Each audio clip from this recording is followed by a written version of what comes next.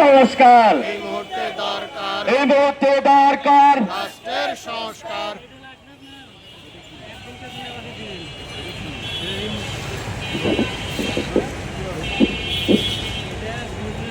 সম্মানিত সভাপ্রধান, আমার বন্ধু স্বজনেরা, আজকেও আবার আমাদেরকে দাঁড়াতে হচ্ছে, যা আমরা আগেও দাঁড়াতাম, সমস্ত বর্বরতার প্রতিবাদ করতে।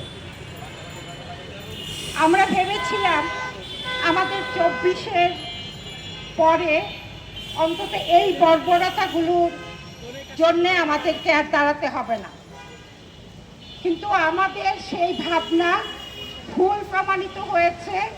আমাদেরকে দাঁড়াতেই হচ্ছে দিনের পর দিন।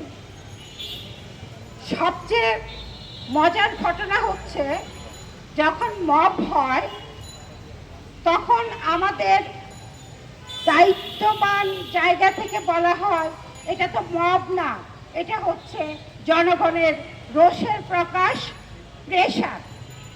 তার মানে কি আপনারা এগুলোকে আরো সাপোর্ট করছেন?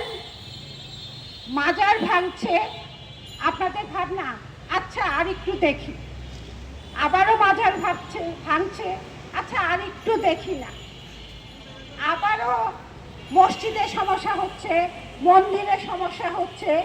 সেদিন রংপুর বা দিনাজপুরে দুর্গা মণ্ডপ পুড়িয়ে দিয়েছে, আপনাদের ভাবখানা আর একটু দেখি না। আপনারা আর কত দেখবেন? এই দেশ শুরু থেকেই আউল বাউল সাধু সন্ন্যাসী ফকিরের দেশ। এই দেশে সবাই মিলেমিশে থাকে, অথচ এই দেশে এখন কারোর নিরাপত্তা নাই। কালকে যে ন্যাক্কারজনক ঘটনাটা ঘটেছে নুরাল পাগলার ক্ষেত্রে, এটা কোনো মানুষের পক্ষে সম্ভব কিনা আমি জানি না। যারা এই কাজটা করেছেন তারা মানুষ কিনা এটা ভাবতে আমার কষ্ট হয়। ঠিক আছে, তারা করলো। মাননীয় সরকার, আমাদের প্রশাসন, আপনারা কোথায় ছিলেন? আপনারা কি ঘুমিয়েছিলেন? একটা লাশ কবর থেকে উঠিয়ে আরেক জায়গায় নিয়ে যাওয়া হলো, তারপরে পুড়িয়ে ফেলা হলো। এটা নিশ্চয়ই 1 সেকেন্ডে বা 1 মিনিটের কাজ না। তাহলে আপনারা করেছেনটা কি? আমরা 24-এর পরে ভেবেছিলাম যে আমরা আমাদের সরকারকে প্রতিষ্ঠিত করতে পেরেছি।